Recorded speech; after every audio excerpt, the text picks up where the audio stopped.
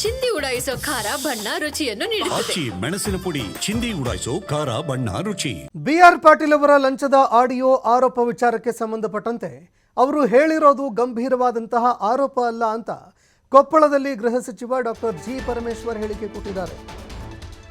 ಅವರು ಹೇಳಿರುವಂತಹ ಮಾತುಗಳು ಇದು ಗಂಭೀರ ಆರೋಪ ಅಲ್ಲ, ಅದಕ್ಕೆ ಸಂಬಂಧಪಟ್ಟಂತೆ ಏನಾದರೂ ದಾಖಲೆಗಳಿದ್ರೆ ಅದನ್ನು ಕೊಡಲಿ ಅಂತ ಡಾಕ್ಟರ್ ಜಿ ಪರಮೇಶ್ವರ್ ಅವರು ಹೇಳಿಕೆ ಕೊಟ್ಟಿದ್ದಾರೆ. ಅವರು ಇದಕ್ಕೆ ಸಂಬಂಧಪಟ್ಟಂತೆ ಸಂಬಂಧಿಸಿದ ಸಚಿವರೊಂದಿಗೆ ಮಾತನಾಡಲಿ, ಪೊಲೀಸರಿಗೆ ಬೇಕಾದರೆ ದೂರು ಕೊಡಲಿ, ಅದಕ್ಕೆ ಸಂಬಂಧಪಟ್ಟಂತೆ ಕ್ರಮ ಕೈಗೊಳ್ಳಲಾಗುತ್ತೆ ಅಂತ ಕೊಪ್ಪಳದಲ್ಲಿ ಗೃಹ ಸಚಿವ ಡಾಕ್ಟರ್ ಜಿ ಪರಮೇಶ್ವರ್ ಈ ಆಡಿಯೋ ವಿಚಾರಕ್ಕೆ ಸಂಬಂಧಪಟ್ಟಂತೆ ಆರೋಪ ವಿಚಾರಕ್ಕೆ ಸಂಬಂಧಪಟ್ಟಂತೆ ಹೇಳಿಕೆ ಕೊಟ್ಟಿದ್ದಾರೆ.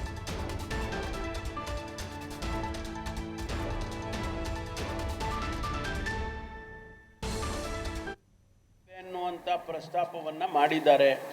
ನಾನು ಅವ್ರಿಗೆ ಹೇಳಿದ್ದೇನೆ, ನೀವು ಯಾರು ಸಂಬಂಧಪಟ್ಟ ಸಚಿವರಿದ್ದಾರೆ ಅವ್ರ ಹತ್ರ ಪ್ರಸ್ತಾಪ ಮಾಡಿ, ಸ್ಪೆಸಿಫಿಕ್ ಕೇಸಸ್ ಏನಾದರೂ ಇದ್ದರೆ, ಲಂಚ ತೊಗೊಂಡಿದ್ದಾರೆ ಅಲ್ವಾ, ಯಾರೋ ರಿಶ್ವತ್ ಕೇಳಿದ್ದಾರೆ ಅನ್ನೋದು ಸ್ಪೆಸಿಫಿಕ್ ಕೇಸಸ್ ಇದ್ದರೆ ಅದನ್ನು ಸಂಬಂಧಪಟ್ಟ ಸಚಿವರ ಗಮನಕ್ಕೆ ತನ್ನಿ, ಅದನ್ನು ಕ್ರಮ ತಗೊಳ್ತೀವಿ ಅಂತ ಕೂಡ ನಿನ್ನೆನೂ ನಾನು ಹೇಳಿದ್ದೇನೆ.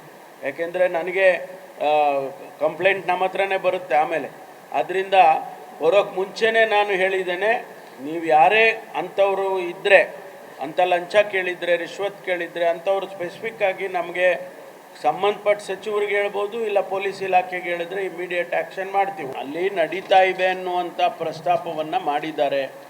ನಾನು ಅವ್ರಿಗೆ ಹೇಳಿದ್ದೇನೆ, ನೀವು ಯಾರು ಸಂಬಂಧಪಟ್ಟ ಸಚಿವರಿದ್ದಾರೆ ಅವ್ರ ಹತ್ರ ಪ್ರಸ್ತಾಪ ಮಾಡಿ, ಸ್ಪೆಸಿಫಿಕ್ ಕೇಸಸ್ ಏನಾದರೂ ಇದ್ದರೆ, ಲಂಚ ತೊಗೊಂಡಿದ್ದಾರೆ ಅಲ್ವಾ, ಯಾರೋ ರಿಶ್ವತ್ ಕೇಳಿದ್ದಾರೆ ಅನ್ನೋದು ಸ್ಪೆಸಿಫಿಕ್ ಕೇಸಸ್ ಇದ್ದರೆ ಅದನ್ನು ಸಂಬಂಧಪಟ್ಟ ಸಚಿವರ ಗಮನಕ್ಕೆ ತನ್ನಿ, ಅದನ್ನು ಕ್ರಮ ತಗೊಳ್ತೀವಿ ಅಂತ ಕೂಡ ನಿನ್ನೆನೂ ನಾನು ಹೇಳಿದ್ದೇನೆ. ಯಾಕೆಂದರೆ ನನಗೆ ಕಂಪ್ಲೇಂಟ್ ನಮ್ಮ ಹತ್ರನೇ ಬರುತ್ತೆ. ಇನ್ನು ಬಿಆರ್ ಪಾಟೀಲ್ ಅವರ ಲಂಚದ ಆಡಿಯೋ ಆರೋಪ ವಿಚಾರಕ್ಕೆ ಸಂಬಂಧಪಟ್ಟಂತೆ ಕೊಪ್ಪಳದಲ್ಲಿ ಸಚಿವ ಬೋಸರಾಜು ಅವರು ಪ್ರತಿಕ್ರಿಯೆ ಕೊಟ್ಟಿದ್ದಾರೆ. ತಪ್ಪು ಯಾರು ಮಾಡಿದ್ದಾರೆ ಅವರಿಗೆ ಶಿಕ್ಷೆ ಆಗಬೇಕು, ನಾನೇ ಮಾತನಾಡಿದ್ದು ಅಂತ ಬಿಆರ್ ಪಾಟೀಲ್ ಅವರು ಕೂಡ ಈಗಾಗಲೇ ಹೇಳಿದ್ದಾರೆ. ಎಚ್.ಕೆ. ಪಾಟೀಲ್ ಅವರು ಕೂಡ ಇದಕ್ಕೆ ಸಂಬಂಧಪಟ್ಟಂತೆ ಪತ್ರ ಬರೆದಿದ್ದಾರೆ. ಪಾಟೀಲ್ ಅವರ ಜೊತೆಯಲ್ಲಿ ಸಿಎಂ ಅವರು ಕೂಡ ಮಾತನಾಡಿದ್ದಾರೆ. ಸರ್ಕಾರಕ್ಕೆ ಮುಜುಗರ ಆಗುವಂತಹ ಪ್ರಶ್ನೆ ಇಲ್ಲೇನೂ ಬರೋದಿಲ್ಲ. ಯಾವ ಅಧಿಕಾರಿಗಳು ತಪ್ಪು ಮಾಡ್ತಾರೆ ಅವರ ಮೇಲೆ ಸಹಜವಾಗಿ ಕ್ರಮ ಕೈಗೊಳ್ಳಲಾಗುತ್ತೆ.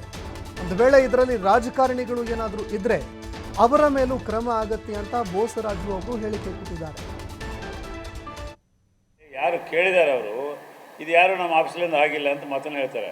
ಹಾಗಾಗಿ ಅದನ್ನು ವಿವರಣೆ ಪಡೆದು ಅದ್ರ ಬಗ್ಗೆ ತನಿಖೆ ನಡೆಸಿದರೆ ಯಾರು ತಪ್ಪು ಮಾಡಿದ್ರು ಅಂತ ಗೊತ್ತಾದರೂ ತಪ್ಪು ಮಾಡಿದವ್ರಿಗೆ ಶಿಕ್ಷೆ ಆಗ್ತದೆ.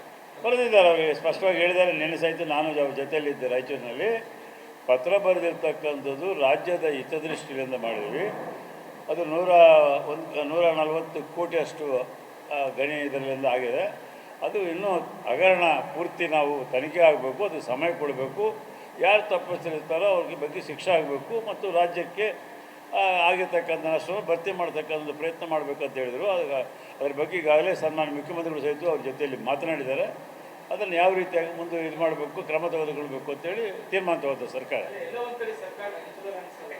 ಮುಜುಗರ ಪ್ರಶ್ನೆನೇ ಇಲ್ಲ. ನೋಡಿ, ಎಲ್ಲಾದರೂ ತಪ್ಪು ಮಾಡಿದರೆ, ಅಧಿಕಾರಿಗಳು ತಪ್ಪು ಮಾಡಿದರೆ ಆ ಅಧಿಕಾರಿಗಳ ಮೇಲೆ ತಕ್ಷಣ ಆ್ಯಕ್ಷನ್ ತಗೋತಾರೆ. ಈಗೇನೇ ನೋಡಿ, ಯಾರೇ ಯಾವುದೇ ಇಲಾಖೆಯಲ್ಲಿ ಈ ರೀತಿಯಾದಂಥ ಆಪಾದನೆಗಳು ಬಂದರೆ ಅದು ಪೂರ್ತಿ ವಿವರಣೆ ಪಡೆದು ಯಾರು ತಪ್ಪಿಸ್ತಿರ್ತಾರೋ ಅವ್ರ ಮೇಲೆ ಕ್ರಮ ತಗೊತಾರೆ.